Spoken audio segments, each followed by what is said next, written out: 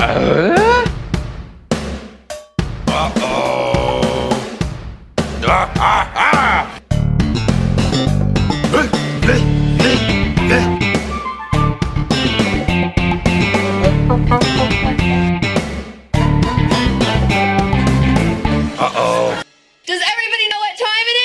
Impodcast time. That's right. Binford Tools is proud to present a home improvement podcast. My name is Adam. You'll know my co-host, Jordan. Jordan, how's 30 feel, my man? Oh, it feels a lot like 29. Okay.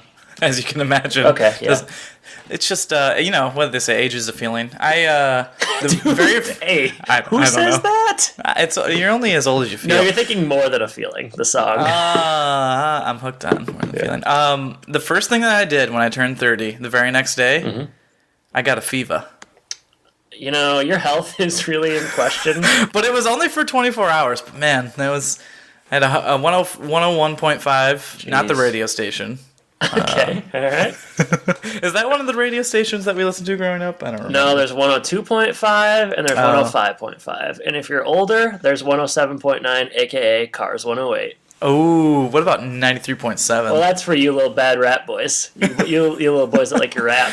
I tell you what, 96.1. I mean, that's actually what I probably listened to the most, was 96.1. It's gone now, though. Nobody listens to that anymore, apparently. Well, that's a bummer. Because two of its biggest fans left the state for good. Yeah, we probably could be holding down the show right now if we were still there. But anyway. Well, no, I'm not done. No, it's fine. I can be done. But do you remember that substitute teacher we had that was a disc jockey? And everybody thought it was so cool that he had the coolest voice. He's also a disc jockey. In any case, yeah.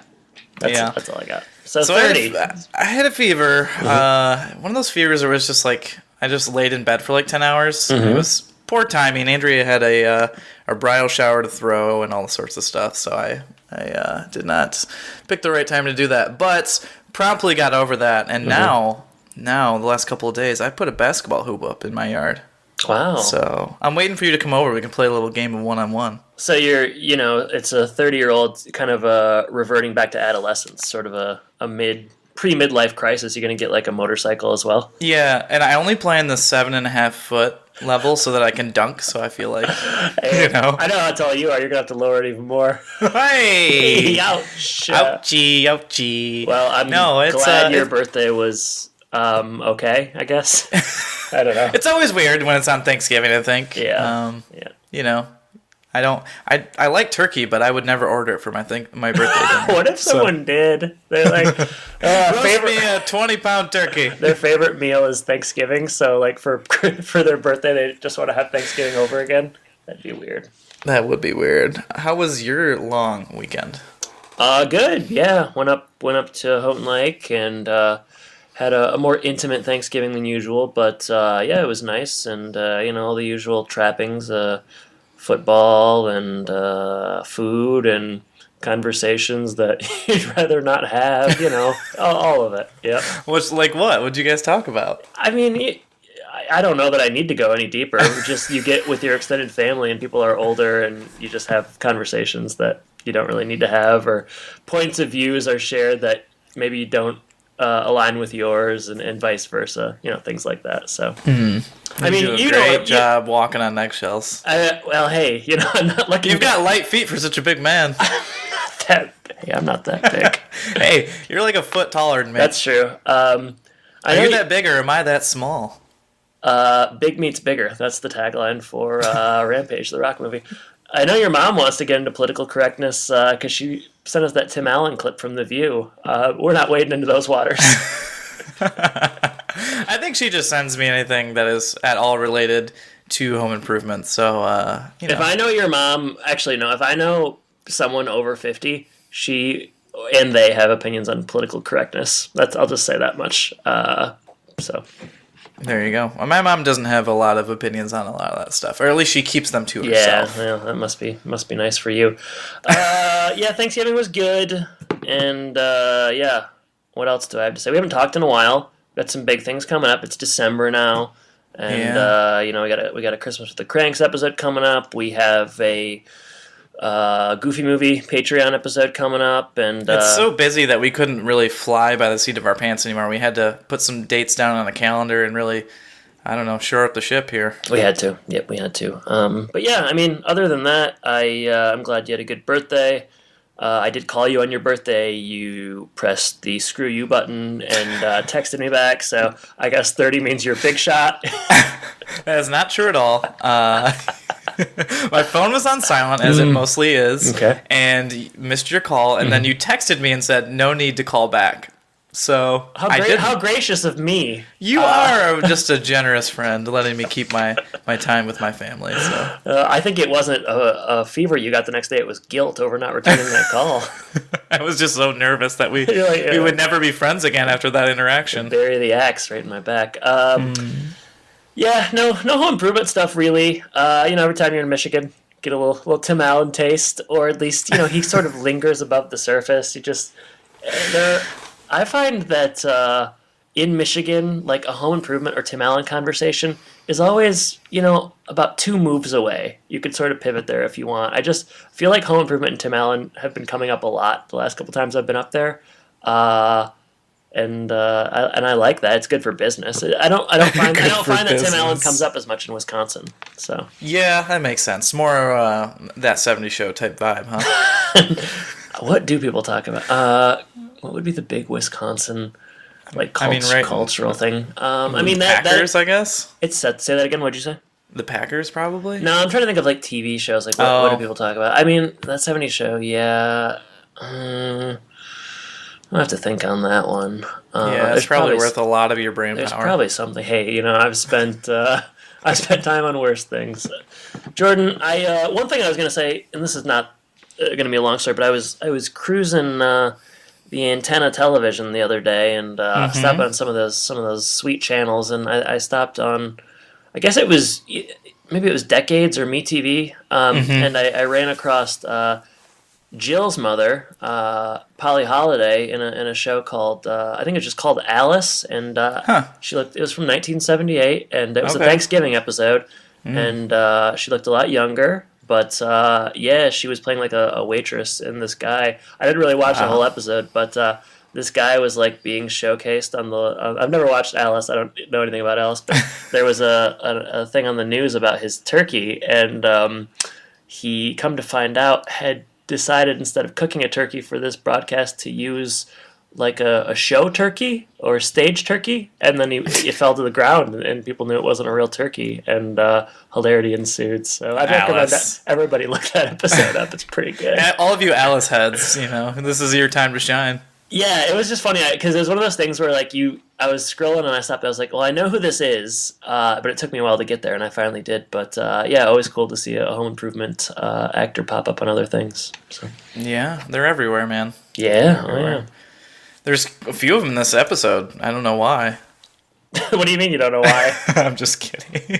Speaking of this episode 159, Losing My Religion, which is, we'll get to the alternative titles, but that's a really good title, I feel like. Well, it's a pretty popular, this wasn't in trivia, but it's a popular REM song, which undoubtedly is where it came from. But yes. I agree it is a good title. Written by Bruce Ferber and Lloyd Garver, they last did Quest for Fire. I told Andrea, I was talking to Andrea when I was going through and looking at, the last episode that they did, and I was like, I bet you they did it together, and I thought, wow, my life has gotten to the point where I kind of know the writing partners of Home Improvement, and I thought, wow, that's sad. Yeah, well, you can't have, you said it's Ferber and Garber? Yeah. You can't have one without the other. I mean, no, it's like mashed potatoes and gravy. Yeah, it's perfect. No. We finish each other's sandwiches. Yeah. All right. This one aired November 18th, 1997. And it's alternative title time. I kind of struggled here. So I'll be interested to hear if you've got any good ones, or you might have a lot of those sentences that you have that I really like. We'll see. Yeah, okay. Well, how many do you have? I have 4. 4. Okay. I'm going to lead off, so hopefully we can just, put it behind us, Yeah, do it. Quickly. Bum, right. Bum. Ranting and Raving Randy. Yeah. I'll do my Randy one. Randy's Believe It or Not. Oh, that's good. Thank you. I have one more Randy one as well. Randy's Exodus. Sure, yeah. This is a bad one. apropos of nothing, bag of gags. I like it, though. What if the episode was titled Bag of Gags? You would really not know what you were getting into. No, you'd be very confused. Yeah. I have one that's tangentially related, I suppose. Yeah. How about the funny bane of Elaine? Funny bane of Elaine. What does bane mean? In that is that how would you define bane? Kind of like her nemesis, or like the thorn in her paw, or something like that. Did someone say thorn in the paw? That's my bane impression. Very good. Thank you. It was so good I had no idea what you were doing until you said it. So. I thought you were going into a Colonel impression, so... A lot of people, when they were casting Bane for the last Dark Knight movie, everybody's like, okay, Tom Hardy or M. Emmett Walsh. And it was like, they both read. Walsh did a screen test, but it turned out he was too old, I guess. Finally got there, ageist, but eventually it got to that point. I was wondering where that would end up, and it ended up in the most stereotypical way possible. Yeah, I mean, it had to. Haas, pissed. Okay. Yeah. Sinking feeling. Good. Okay, this one's pretty high concept. All right. But you'll get it. Don't stop, because you're going to think that... Don't, start talking, because you're going to think it's done, but it's not. Okay. So just let me play this through. To serve Lord. It's a hymnal! That's yeah. Oh, that's that's a Twilight. It's Twilight only song. For the very small cross section of us and Twilight Zone fans. I think people will get it with the "it's a hymnal" part. Yeah, it's a serve man reference. Kind of my magnum opus. I think I will sign off. Jordan will talk cranks on Sunday.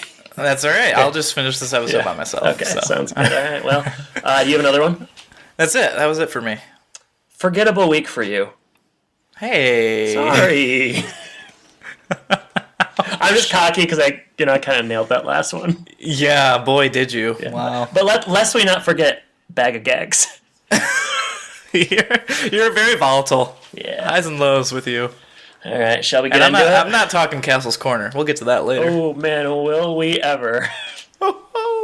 Let's open on Tool Time first, where it's Custom Cabinet Week, and they're building a piscina for Al's church. I learned something new in this episode. I've never heard of that before. Tim doesn't know what it is either, and it's a disposal leftover for leftover communion wine, baptismal water. It goes straight into the ground instead of into the pipes. And they bring out Father Weber. We learned that this is, I think I said it was for Al's church, and this is Al's minister. So we get Dan Aykroyd, Soul Man. He's here in the flesh. And do we know? We probably should look up, or we should have looked up. Would this have been the same week that Brad hops over on Soul Man? I would guess it's pretty close. We did Soul Man for a Patreon episode, so if you want to hear us talk about how good Soul Man is, throw $1 at us and you can hear it. I'll give you a little idea. We did not like Soul Man, but it's got to be close, right? It's kind of a crossover thing, I'm imagining. Yeah. I mean, I can't imagine that after this performance they were like, oh, Soul Man was such a hit that we now need to make a spin-off kind of like they did with Dave Chappelle. It didn't seem... I think it was pre-established. Yeah, that's what I'm just saying that do you think that it was like a ratings thing where maybe it was even the same night Mike Weber comes on Home Improvement, Brad goes on Soul Man.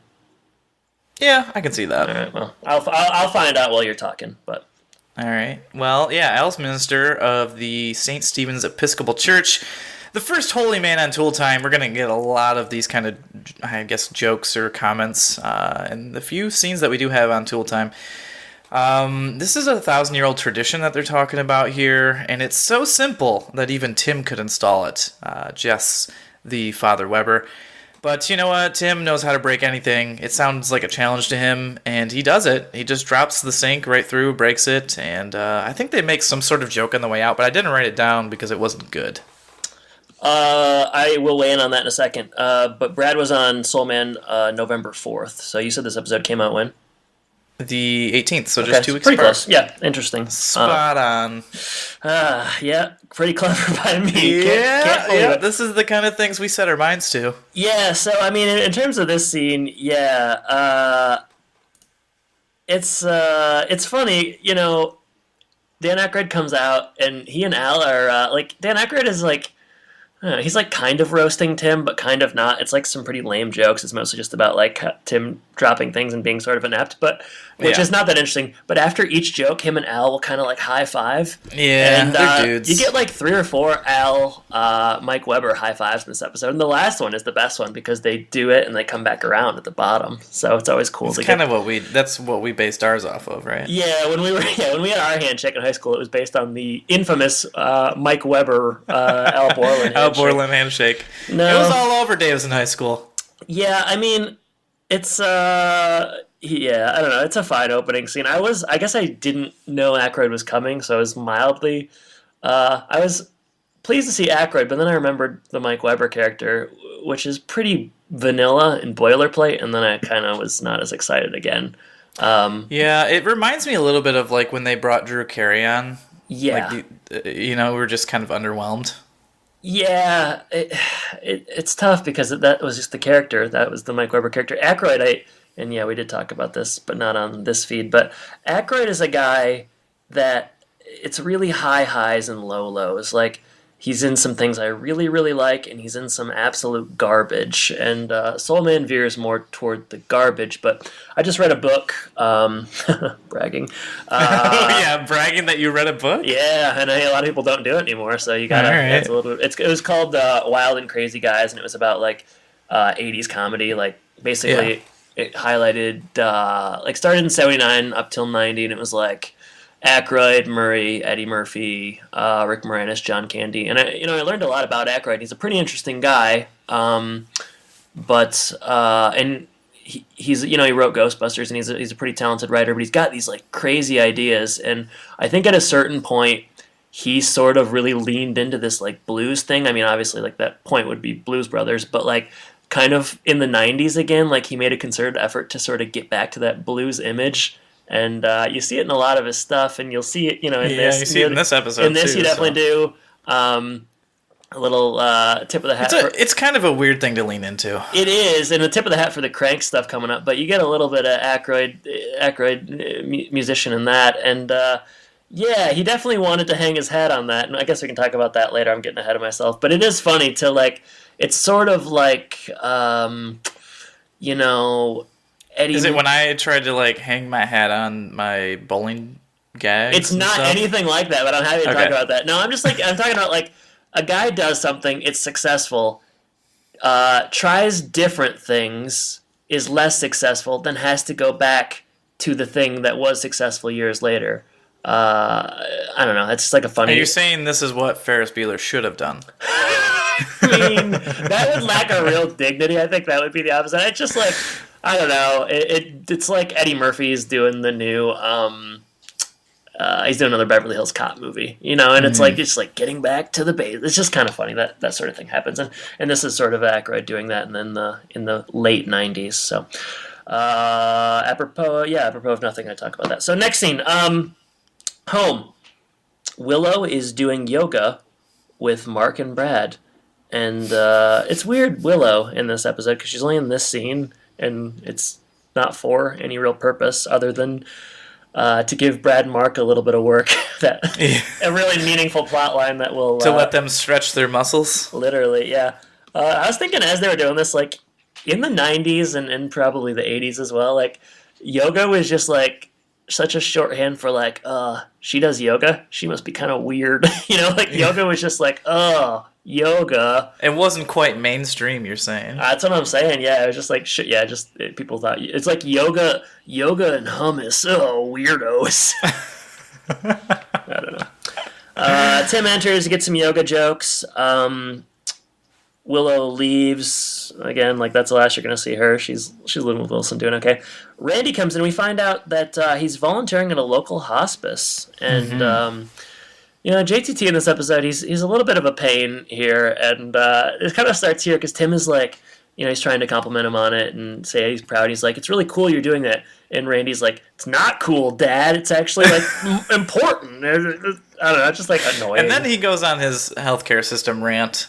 Yeah, I'm going to do something that ramps it up. I haven't done in a long time. At the end of this episode, I'm going to share a user review that I read because it's kind of funny, and it talks about like the liberal views of JTT in this one. Although it does call him Zachary Ty Bryan in the review, so maybe some ignorance there. But yeah, I digress. Ignorance is bliss, they say. Sure. He's going to be spending time with Elaine, right? Yeah. They mentioned that here, and just a little bit about her. Not too much, and there's not much else going on in the scene. They're kind of moving pretty quickly through that, and they go right to the hospice home, where Randy gets there early, and Elaine's not quite ready for him, but he sits down on a whoopee cushion. Yeah. So weird to me. I was like, at this point, I was wondering, where is this going to go? And very quickly, a clown walks out, and guess who's there? Yeah, I mean, I watched the episode, so I do know that it's Wilson. Yeah. Do you? Yeah. Is this where we want to play a clip? No, let's do the Aykroyd Tim clip at the end. Yeah, it's pretty inconsequential. Yeah, I mean that's putting it lightly. Bubbles. Wilson. This is. We talk about the most shoehorned in Wilson scenes, and this is. I mean, this top is 3. I don't even know about that. I was just gonna say it's it really lacks a certain dignity. This one, this one's really, really bad. I don't know. Yeah, I don't like. I'm not afraid of clowns, but seeing Wilson all done up like that, it was a little disconcerting for me. Unnerving. He just looks so tall too. He looked like he does look very tall. I thought he was on stilts at first. Well, when you're next to Randy too, he's a little bit shorter on the shorter side as well. So it's just like when you and I stand next to each other. I mean, maybe you're giving me a lot of I don't know, credit here.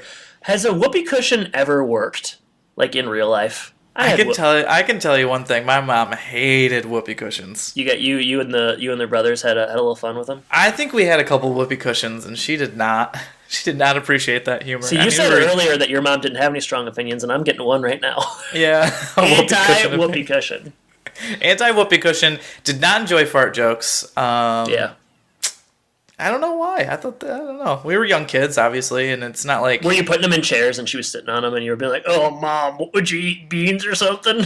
Yeah, probably something to that effect. Or maybe just, making the farting noises just all the time. And maybe that was a thing. I do remember in, middle school, maybe, somebody had a fart machine, and they really used that to... Yeah, I remember that, too. And it was like an era.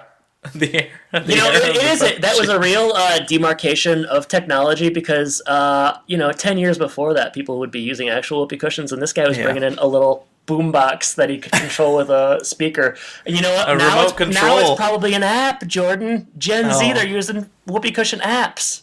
Crazy.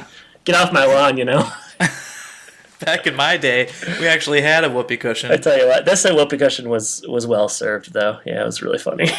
Yeah. Well, I guess it helps Randy's nervousness a little bit, a little bit of jesting. You get out the nervousness. He doesn't want to say or do the wrong thing. And Wilson reminds him of a quote, which basically says, just relax and be supportive, and you can't go wrong. So just be genuine, Randy. And then... he typically is, so, good advice. Elaine comes in, but Randy mistakes her for somebody else because she is just... Randy has an image here of just, an elderly person who kind of can't do anything, is, down at the end of their life and just not, just very sad. Which, based on what we've been given, is a fair assumption. She does have cancer, so I didn't think it was too out of left field for him to assume that. No. But, Elaine comes in. She's like a power walker. She's got some gumption to her, She's got some moxie, and Randy's impressed with her autonomy and her jokes and just kind of her overall demeanor. So, Elaine, she has a fun time. I was impressed by that lion's hat she was wearing. I was immediately impressed with that, and she takes him on a tour of her room. Yeah. She's got the Lions. I think she has that shirt on too, perhaps. Yeah. And she mentions that she's staying in Detroit until the Lions win the Super Bowl. Obligatory joke by Randy saying you're gonna be here a while. Yeah, something like that. Like screw off, Jonathan Taylor Thomas. How dare you? You don't know crap about the Lions.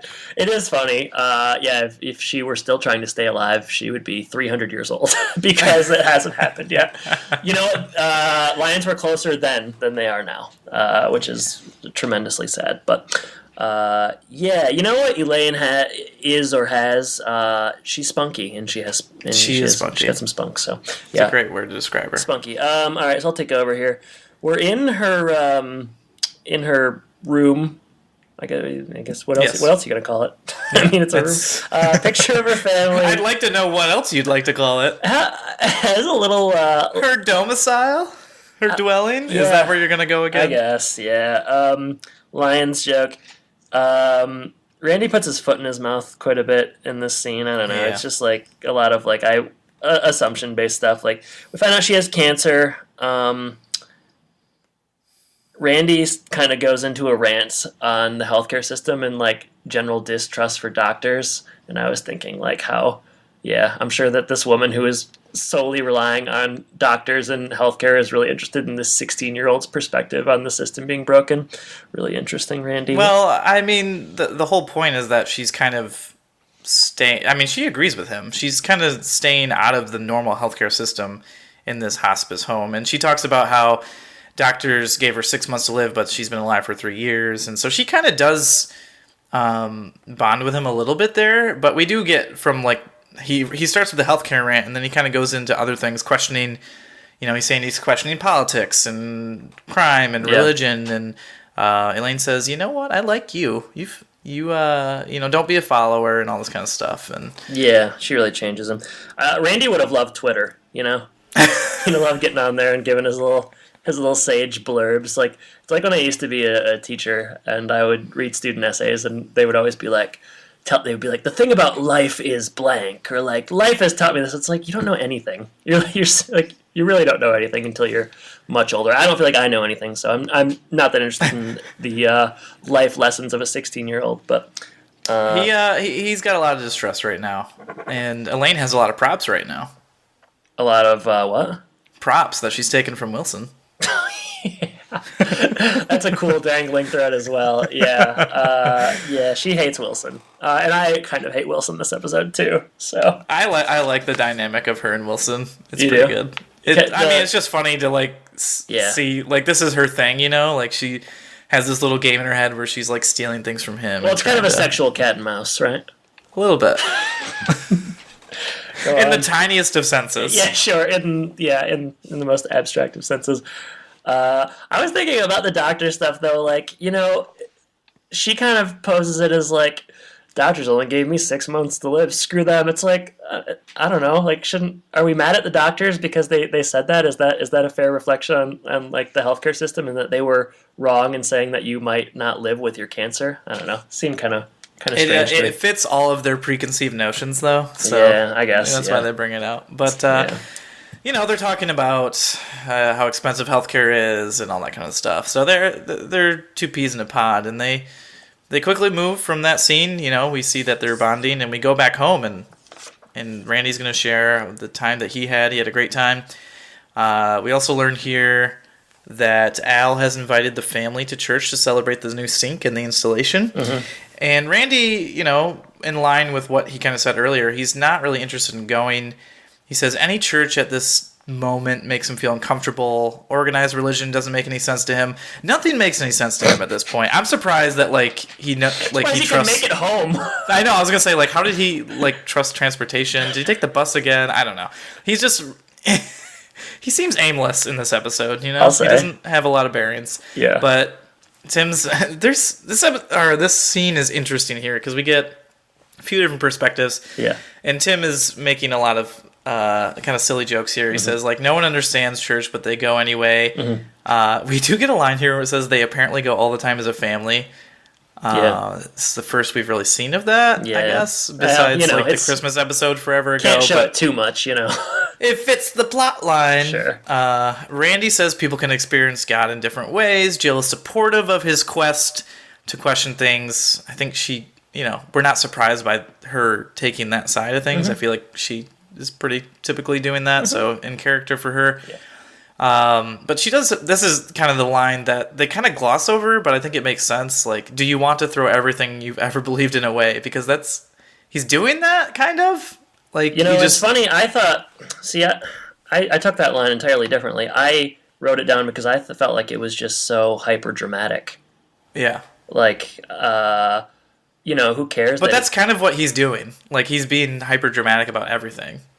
Yeah, but like, I don't know. And we may come at this from different ways, Jordan, as we have different perspectives on religion. And I want to spend the next 15 to 20 minutes talking about what we each believe in. There you go.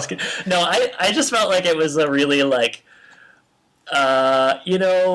kids and young people change what they believe in all the time. So for her to just be like, do you want to throw away everything you believe in? Like, tomorrow he may feel a different way. So it just felt like really like hyper dramatic to put things in such a black and white perspective. Like, I don't think he's throwing anything away. I think he's just sort of confused. And as we'll see at the end of this episode, his opinion is already kind of changing. So, I don't know. To me, it seemed like something dramatic my mom might have said when I was growing up about just like, like, do you want to throw your, like, it's like when you drink underage, it's like you're throwing your life away. And it's like, well, no, not quite, but maybe if things really kept going this way for a long time, we'd get there. But yeah, to me, that just felt hyper dramatic. But yeah. Well, Tim is not helpful at all in this conversation. Tim views religion as a duty. A checklist of sorts, and we get more of that in this kind of continuing conversation. So Randy exits and they continue to talk. I like Tim's first notion is he thinks he's trying to get away with something, like he just doesn't want to go or whatever. Yeah, it's like he's getting out of it. Yeah, this isn't actually something he's wrestling with or something. Yeah, it's kind of funny. That was funny. Yeah, Jill thinks it's important for him to think about things, think critically, all that kind of stuff. Tim talks about like this point system, this credit system, that is apparently what he thinks of Christianity, and we can talk about that later. But he's talking about like, you go to church, you get 1 point. You fall asleep, you lose a point. You understand the sermon, you get another point. And they talk about how both of their parents forced them to go growing up. And Mark and Brad, strangely absent from this episode, as we mentioned, but they come back in from yoga here to finish up the scene. Yeah, and they're hurting. They just flew in. Their arms are tired. It would have been funny if Mark is like, I'm not going to church either because I'm a Satanist. Yeah, the pentagram. You would think that he would be the one that struggles with this. I thought so too. Yeah, I kind of was thinking that too. Yeah, I felt like Tim's sort of point-based system perspective was kind of funny because I could envision that being a way that a kind of 90s macho type man like Tim Taylor would view such a thing. So I thought that was kind of good writing in an episode where I don't know that I felt like there was a lot of good writing. I felt like that was kind of a good... It seems like a pretty big perspective of a lot of people. Yeah, honestly. I think so. And I mean, we could talk about Randy's perspective here, maybe at the end, but he's making the mistake that perhaps a lot of young men make, and he's maybe thinking about this just from his perspective, whereas really whether he believes in going to church or not, he could just go and sort of support his dad because it's kind of more of a see what dad made kind of thing. That's sort of my perspective on it. I don't know if that was your takeaway as well. That's an interesting thought.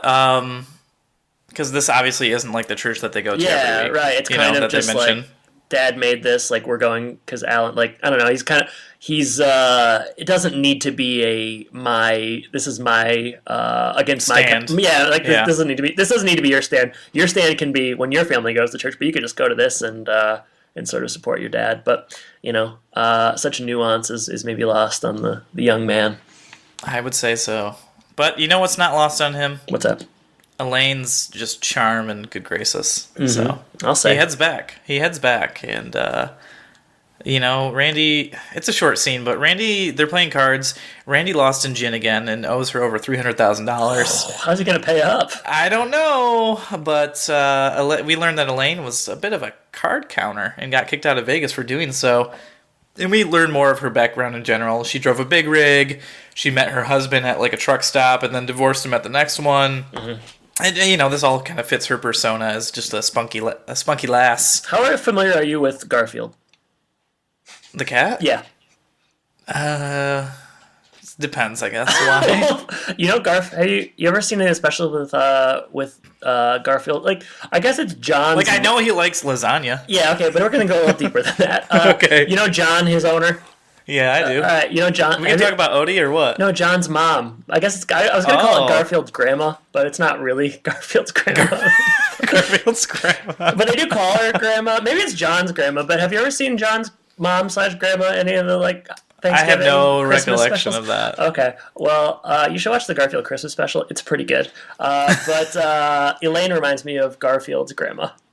She's kind of like spunky, wears a hat, kind of cool, counting cards, you know. Yeah, this is the only... I mean, you can't go to any other podcast and get that kind of analysis. Yeah, and I like that you kind of started with Garfield knows lasagna, or like Garfield knows and likes lasagna, as if I wasn't going to kind of go deeper on that. Yeah, I thought you might just stop there and that was going to be your comparison. Elaine likes lasagna. Elaine is played by Eileen. That's confusing. Eileen Heckart passed away in 2001 at the age of 82. This was her second to last appearance. She last appeared in TV series, well... Yeah, she was in a show called Sybil in 1998, so just a year later. So this was nearing the end for her. Credits to her name, 105, best known for The Bad Seed, Butterflies Are Free, The First Wives Club, that's a laugh a minute, and Heartbreak Ridge. She won an Oscar, Jordan. Whoa. For Butterflies Are Free as a Best Actress in a Supporting Role, and she was nominated for Bad Seed, so 2 nominations. So. Wow. Yeah, this is... that's some big brass. Tell you what, that is, yeah. That's some hardware, you might say. I do like her. She's well cast and kind of a... Yeah, it's a good confluence of written role and actor to do it. So, yeah, they're playing Gin Rummy. Is that what that is? I'm not a big card guy. Yeah, I've never played Gin Rummy. I've played Rummy, but... So Gin Rummy is just a little more wet, I guess. I guess so. Wilson comes in the door. Wilson comes in at the end of the scene, Bubbles, and she kind of tricks him here. She acts like she's into it, and then Wilson gets close and she shoots him with water. That's some of that just playful fighting that they have, you know? Do you like this? I'm getting a sense that you kind of like this. I don't. Whatever. It's fine. I like that. Bubbles is there to like bring people joy, but Elaine just like fights him. Hard for me to imagine Bubbles bringing anyone joy. Is it a thing where like older people want to be entertained by clowns? Because I perceive that as being like a young kids game. A young kids game. Gosh, I feel like they mentioned a variety of different ages in this hospice home, but I guess I don't really know. Okay, so you're saying there could be might not. Just be like maybe he goes from place to place and like I'm not sure. I guess I just don't know. You ever notice how on Home Improvement when they talk to Wilson they're like, "Oh, I didn't know you did blank, Wilson. I didn't know you knew blank." I think I would propose that everybody sits down for like 3 hours and has like a long conversation about like likes and dislikes and things that they're doing, so that there's just better communication because they never know anything about Wilson and what he does.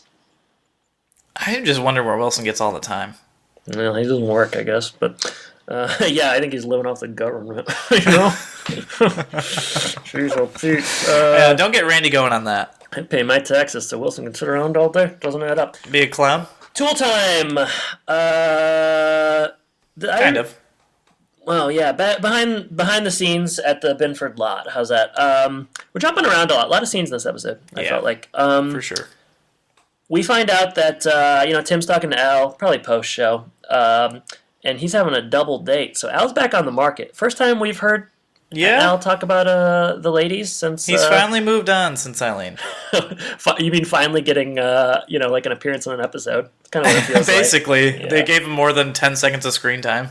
I saw that Richard Karn is playing a sultan in a stage production of Aladdin around Christmas time in Tennessee. And I gotta say... That could go wrong. That could really go wrong in a lot of ways. I guess there's a reason why it's in Tennessee, but I don't know how you find all this. You want to wade into those waters or no? I think we should fly out and see it. Oh my gosh, I can tell you're getting sleepy thinking about it. It's a very exhausting idea to think about. Double date with Mike Baxter, aka Dan. Baxter. Dan. Oh, who's Mike Baxter? That's from Last Man Standing. Oh, gross. What's his name? Mike Weber. Is Mike Baxter Tim Allen's name in Home Improvement? Yeah. Or in Last Man Standing? Okay. I lose my mind. You gotta understand. Okay, I watched Cranks last night, and it has Aykroyd and Tim Allen, and I'm watching this, and I don't know, my mind's all Everything's blurring together. Matika's going to show up in the next scene. Matika. Aykroyd is he's doing his blue stuff here. Oh, he comes out with like a blue shirt on. Contractually obligated blue stuff. Do you like Blues Brothers? I don't really remember it, to be honest, so I don't have a lot of feelings towards it. It's just kind of... It's crazy. I kind of like I see it and I'm like, oh, here comes the blue stuff. So I kind of like it, but yeah, like I said, Aykroyd, he's hitting it pretty heavy here in the late '90s. Greatest hits Aykroyd. Yeah, he's got a blue shirt on.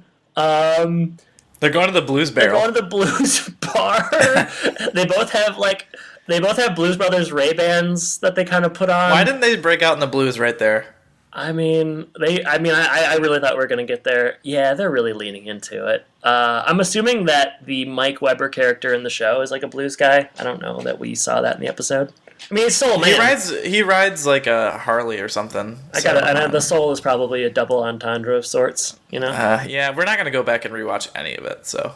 I might. I remember Todd's last sermon going kind of poorly, so I got to see that again.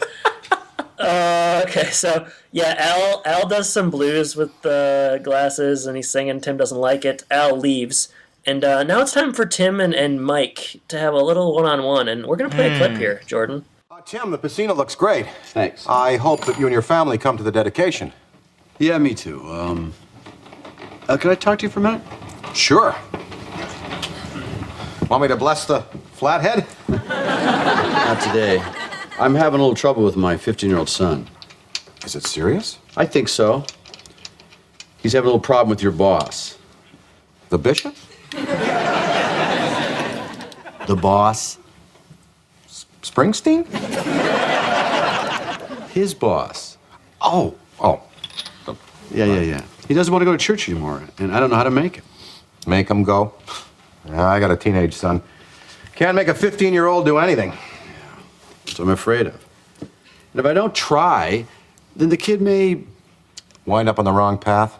Well, it's like he's been cruising along 275 in a great line, then all of a sudden, out of nowhere, he gets off an exit, and there he is on Telegraph. Yeah, potholes, permanent construction. I used to race on Telegraph. Oh, man, there were some sporting races. I remember one night some kid took this beautiful Chevelle Super Sport, a 67, and he just corkscrewed off a turn, and the idiot wrecked it. I was there, yeah. It was a cherry car. I mean, the guy built it. He must have built it, but he couldn't handle it. You know? No, he could handle it. Look, it wasn't a 60, it was a 68, it was a Nova, and the kid did all... Let's talk about Randy for a minute, can we? Well, tell me a bit about him. He's a great kid. Mm-hmm. Just he does a lot of stuff now that I would never think of doing. At 15, I was always spending time around garages, every day, except Sunday morning. Yeah. Well, let me ask you this. What kind of stuff does he do in his spare time? Yeah, he volunteers a lot. Last year he worked at the soup kitchen. This year he's volunteering at a hospice house. That's very admirable. Yeah. What kind of stuff do you do in your spare time, Tim? Well, I work on the hot rod here. I'm going to drop this flat into a 46 Ford convertible. That's going to cook, man. Yeah.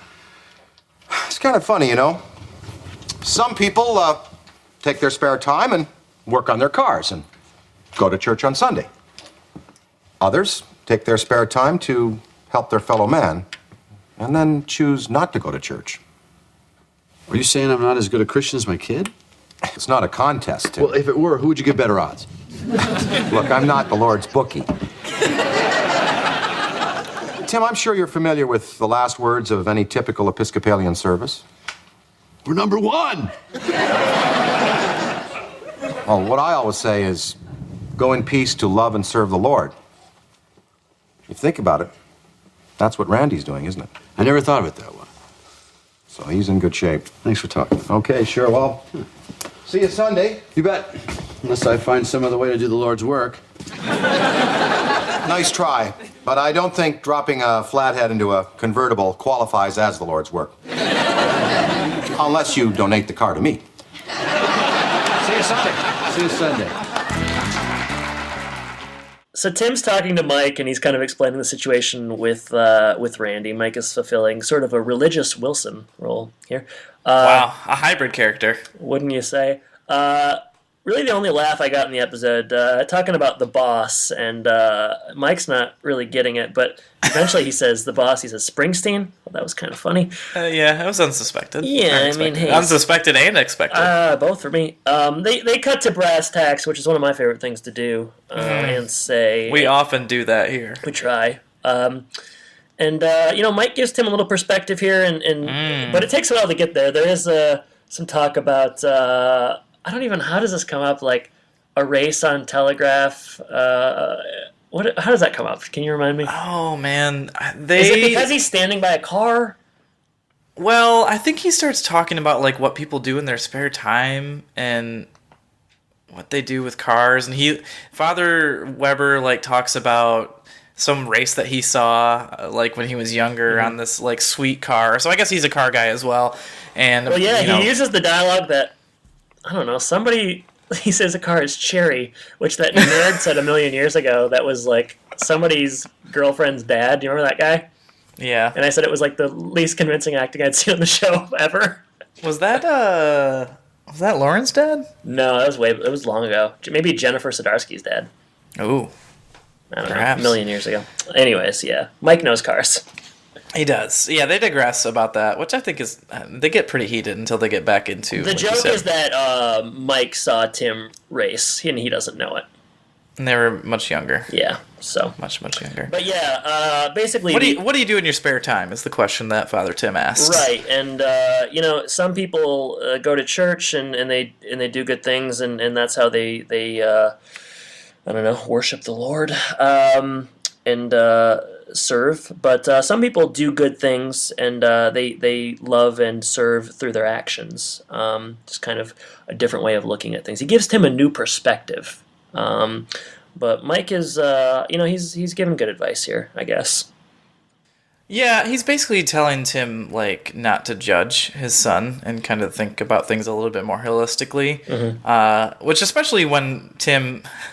It's one thing for Tim to go on Sundays, but then to like think of his going as like the earning duty that he's doing. Yeah. So like he's honestly not getting it from any perspective. So how do you mean?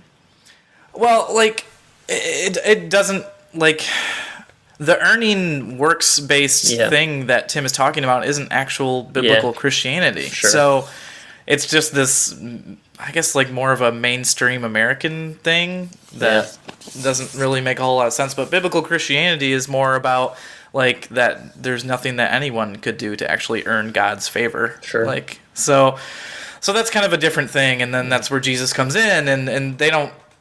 I don't think Tim really gets any of that perspective. He just kind of is like, I'm going to church because I'm supposed to go to church, and it's a moral thing. And I mean, I guess we're not supposed to think much about Tim on this one, and this is just, Randy doesn't want to go, and because of that, he will go to hell. It's a real concern. No, I don't know. I think the episode wants you to think that because you don't have to go to church to be a good person and help people and serve the Lord, and by going to hospice, that is showing that he's a caring, good person. I think what the real takeaway should be is just like everybody be cool because he's 16 and a lot will change and his opinions will change in perspective and so on. It'd be funny if Father Weber said everybody be cool. I mean, that would be a pretty logical thesis here. Just like, hey, you know what? It's been a day. Just wait till he goes to college. That's what he should have said. Yeah, just like, you know what? In like 2 years, this is not going to be your problem, and then you really can't control him, and then, just don't worry about it. If you think he's changing now, just wait until he goes to college. Wait till he goes to Costa Rica in 10 episodes. That'll really change things. All right, last scene. Go ahead. Oh, there's actually 2 here. Okay. So back at the first one's very short. So back at hospice, Randy comes in, and Elaine has taken a turn for the worse, and she can't see him anymore. Randy obviously is taken aback. He's really bonded with Elaine, and they have quite the rapport, and he's really enjoying his time with her. And she left Randy with some props of Wilson's. He like squeezed one of the horns. I could have done without that, I think. I don't know. Yeah, it's not It's not well timed. Like, I don't know if it was supposed to be funny. If it was, it's a strange. It seems like a very somber scene, and then that's thrown in. The bag of gags is kind of weird, anyways. Like, is that supposed to hold sentimental value to Randy? Like he's I felt like she should have. What you probably should have done is you set up something earlier that he points out and is like, oh, that's cool. And she's like, yeah, I got this from my husband 50 years ago. And then she gives that to him or something, like an actual memento. But the bag of gags, the episode title, bag of gags, bagofgags.com.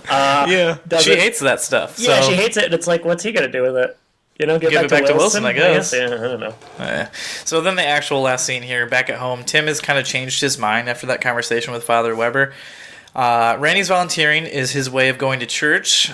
Jill says, I said that all along. She didn't really. Randy comes in, and Tim tries to reconcile with him, but Randy is just, he's broken up about Elaine.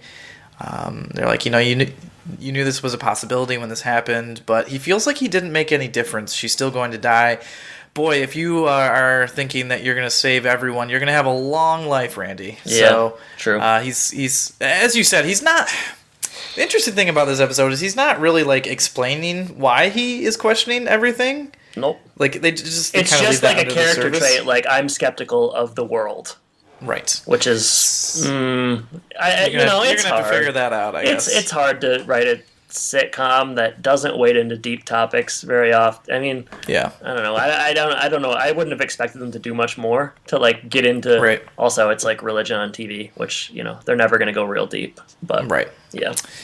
So, he says, my beliefs aren't working for me. And Tim's got a good consoling tone here where he talks about, there's some really hard things to understand about life. And we spend our whole lives trying to figure this stuff out. And, maybe we should say a prayer for Elaine. So, and he also mentions that, he struggled with understanding why his dad died when he was so young. Yes, yeah, I thought that was a good moment. Definitely. It's the only good moment in the episode, I would say, for me. Good thing they ended it with it. Yeah, so. It's kind of weird, though. The ending is like, they're talking, and he's like, okay, well, we'll go to the church thing on Sunday. And Randy's like, no, I'm still not going. And I was like, so he didn't really learn anything. Okay, so what did we just watch? Yeah. It's like, okay, I mean... I would like to know, what Randy's actual feelings are towards religion, because he just says, a blanket statement of not trusting religion, so, is he now an atheist? Or is he, Well, no, he says earlier, I just believe in God in a different way. Well, it's like, if you what does that mean? If you believe in God in any kind of an abstract sense, you could probably still go into a church and get something out of it. Yeah, it's a bit strange. It's what you call sitcom writing, shorthand. I just I felt like at the end he maybe should have been like, you know what, life's short. I'm going to support my dad, or just go to this thing for people because it's meaningful to other people. But no, he's still not going to go. And it's kind of, I don't know. Kind of interesting place for him to take a stand. Hollow ending for me. And that's roll credits. Fade to black. Bag of gags, a.k.a. losing my religion, a.k.a. to serve Lord. It's a hymnal! Castle's Corner. What do you think? Yeah, it was... This episode was a minefield, Jordan. Wading into dark topics. It'll explode at any moment. I don't know what to think necessarily. I just felt like they didn't go, as you say, with sitcom writing in an episode like this. They don't actually go deep on anything, so I feel like nothing's actually explained.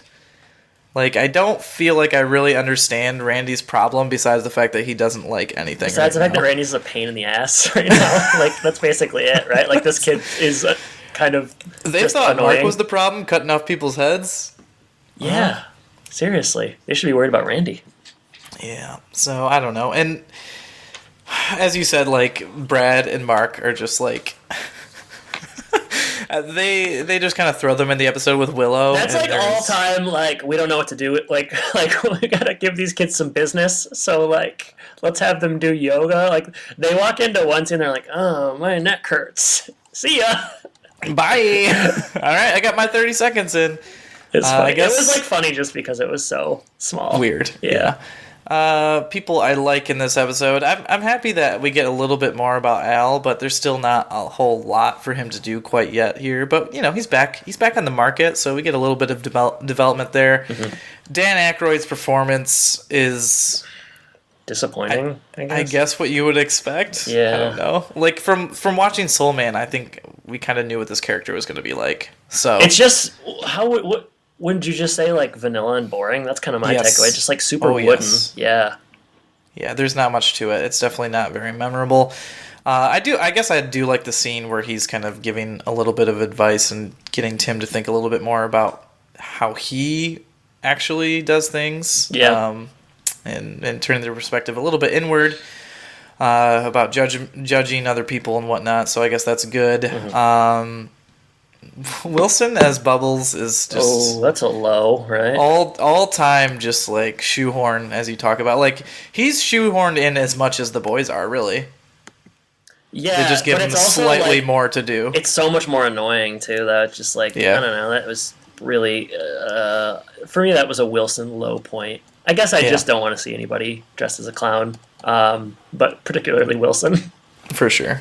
Yeah, I mean they.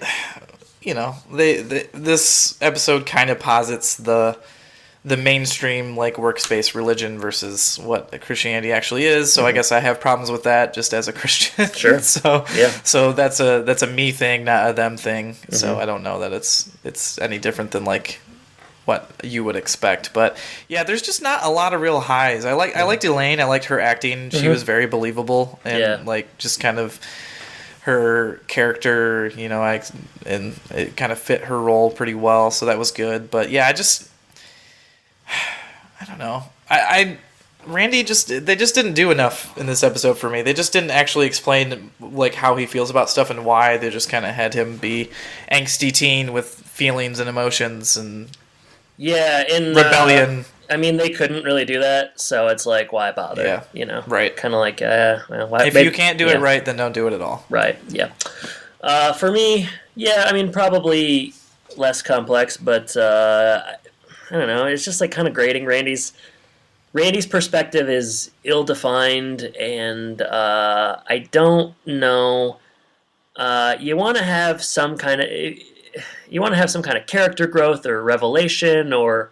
A goal is achieved, and none of those things really happen. At the end, he's just kind of sad and learns that people die and life is hard. But as far as like his beliefs being challenged or anything, not really. And he still doesn't go to church, so he doesn't learn anything. Like I don't know, just nothing learned. So I didn't. The ending. I think him going to church or like maybe I don't know, just admitting he was wrong or something would have done a lot for me. But yeah, we just kind of went in a circle here. And it wasn't a circle that I liked. It's not funny, really. Aykroyd doesn't do much for me. I do like Dan Aykroyd more often than not, but the Mike Webber character, not Mike Baxter, although I don't like that character much either, is pretty dull. I talked about the Springsteen joke, but like the only scene I really like is the end when Tim talks about his father and like that kind of last moment, and I do like Elaine, but I don't know. It just kind of left me sort of hollow, and it's like a shell of an episode. They just didn't really put enough work into it, or they didn't explain it enough. I think your point about it just kind of going in a circle is really the biggest problem. Yeah. There was no character growth or change at all. So even if like he explains like I'm gonna go, but this is why, like something. Yeah. Give us something, Ferber. Well, we didn't like it, but somebody on IMDb gave it a 9 out of 10. Whoa! They also, we'll listen to the review, but let me know at the end of this review if you think that this sounds like a 9 out of 10. And this is coming from our good pal Bronco 46. Oh. And this is a long one, but I do think you'll get something out of it. February 6, 2011. I gave this a high score because of the title is One Actor Could Have Been Left Out of This Episode. 3 maybe. I gave this a high score because of the basic story and the work of the other actors in the episode. But this is another of the episodes from the last year that Zachary Ty Bryan was in the series. It's clear he had picked up the activism that seems to run all through Hollywood. I didn't say informed activism, since it's clear that Bryant has bought into only one side of the argument. This last year, he spent nearly every episode he was in being upset about some evil in the world that he had the answer to. If it hadn't been for the rumors that came out after the show went off the air, it would be easy to assume that these lines were just written for him. But the rumor was that he was becoming a bit of a zealot about this kind of thing and was becoming difficult to work with.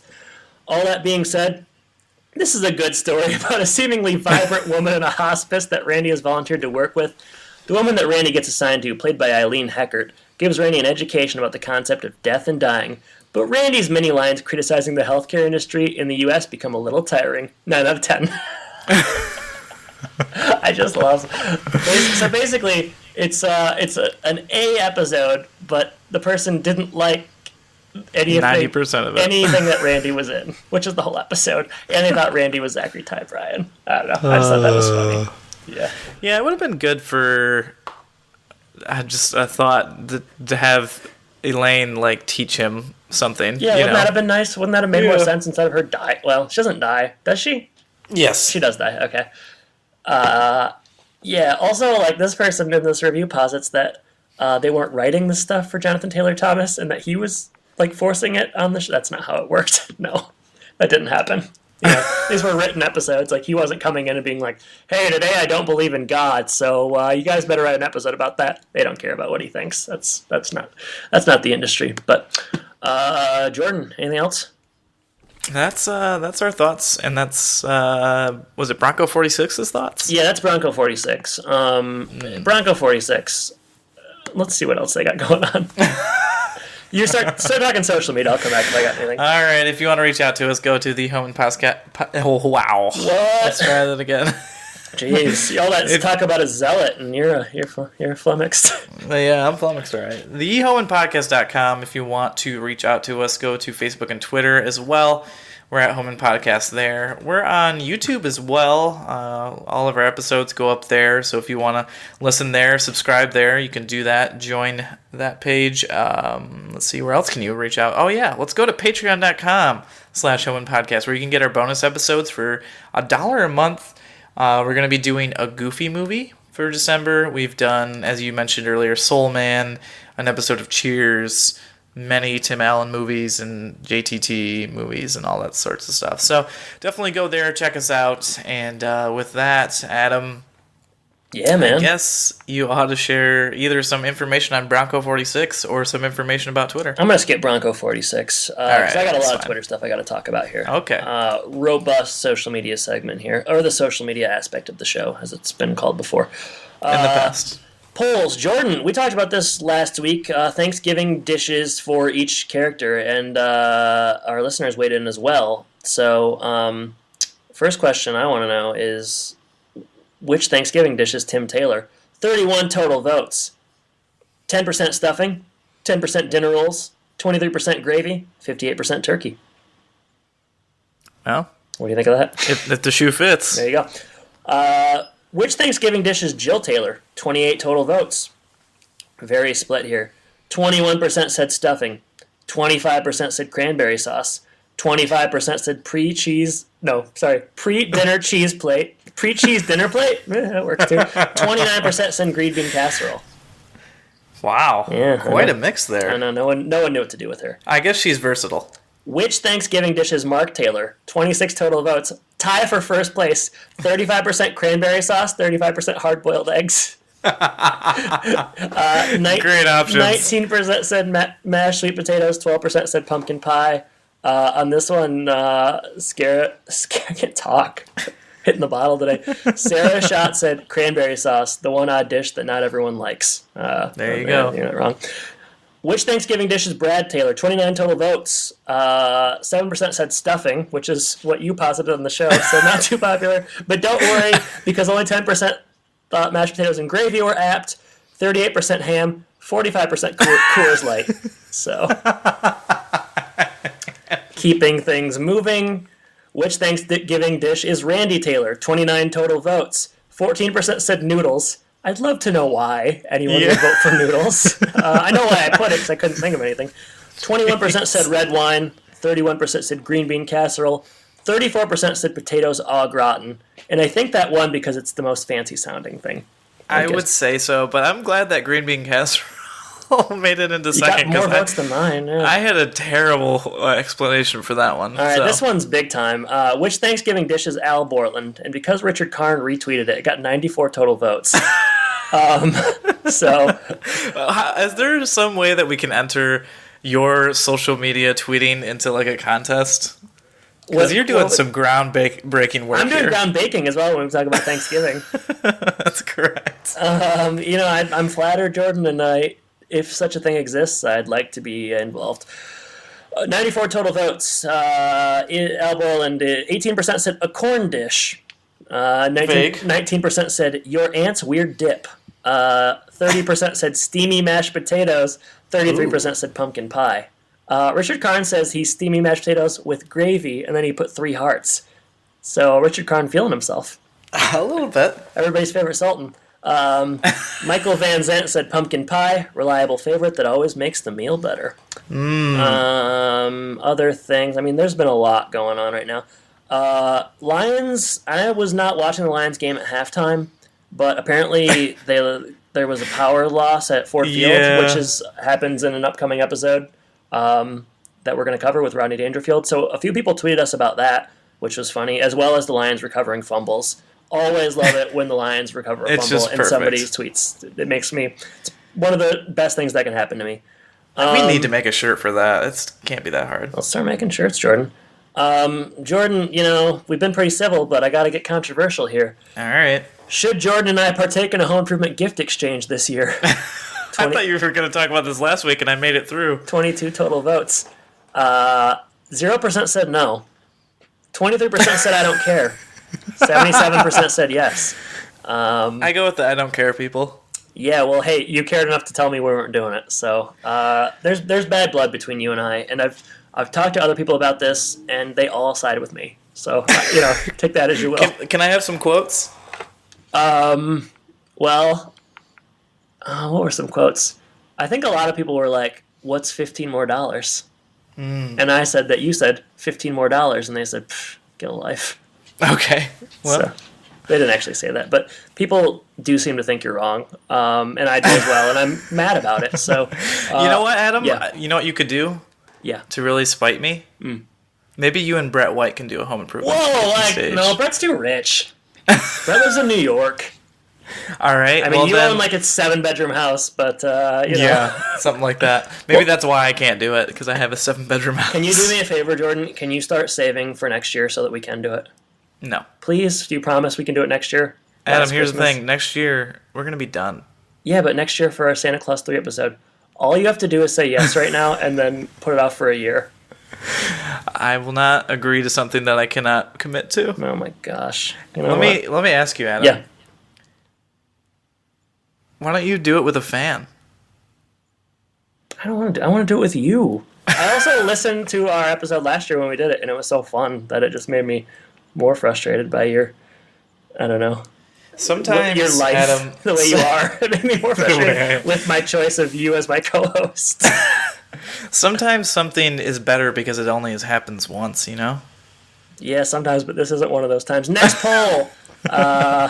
Tell you what, man, this is going to be the end of us. I'm telling you right now. 43 total votes. Which home improvement cast member would last the longest in a slasher movie? Well, this was interesting. Great poll. Thank you.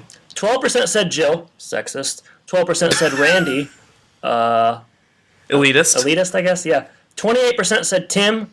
49% said Wilson. I can't say I agree with that. Andrew Shawisow said Tim survived being electrocuted, burned, shot at, fell through ice, glued, cut, concussed, and fell through a porta potty. He can survive a measly slasher villain. Great reasoning. A weird Mark Taylor parody account liked some of my stuff, but also didn't follow us, so I don't care. So follow us, Mark Taylor. I mean, buzz off, I guess. They said Mark, obviously. The handle, it says Clark Baylor, and it's the picture of him from when he made the movie a few weeks ago. I guess I would say Tim, based on what Andrew said. I don't know why Wilson would survive, just because he's smart. Are they thinking that he's the killer? No. I mean, unless they didn't read the poll. Yeah, I don't get it. Hey, me neither. Then we did get a question. I'm not sure you're going to want to answer it, but let's rip open the mailbag and we can edit it out if you want. You've got mail. Sarah Schott says, I know this may be personal, but how do you guys feel about organized religion? Does Randy have a point? I guess we kind of talked about this, right? A little bit. I don't know that... We've talked about... Our own personal stuff, I don't know if that's that interesting, unless you feel really compelled to. Does Randy have a point? No. Not really, because the episode doesn't... I don't know what his point is. Doesn't work hard enough to give him a point. Like, anybody at any time can say... It's like... anything has, like, like, if you think anything is, like, perfect in this world, you're crazy, is kind of how I feel. Like, he has a very black and white view, so he thinks, like, the healthcare system's supposed to be perfect. Yeah. He thinks a group of flawed human beings getting together to worship God is going to be perfect. I just don't understand that mentality that I guess they're giving him in this episode, because, like, I think most adults know that, like, not everything is black and white. So maybe it's just a lesson you learn. No, I think, like, I don't know. I remember, like, a teacher told me once, like, people, you give in college and stuff, you're asked to read things and give opinions and analyze and stuff, and people will be like, you read a story and you'll be like, I don't like it, it sucks. And she'll be like, why? Like, I don't know, it just sucks. But you can't just, like, not liking something or not believing in something without having, like, an opinion or a perspective or a reason. It just isn't really that valid, and I'm not that interested in hearing it. Anybody can dump on anything, but you need to have, it's more effective if you have some justifications.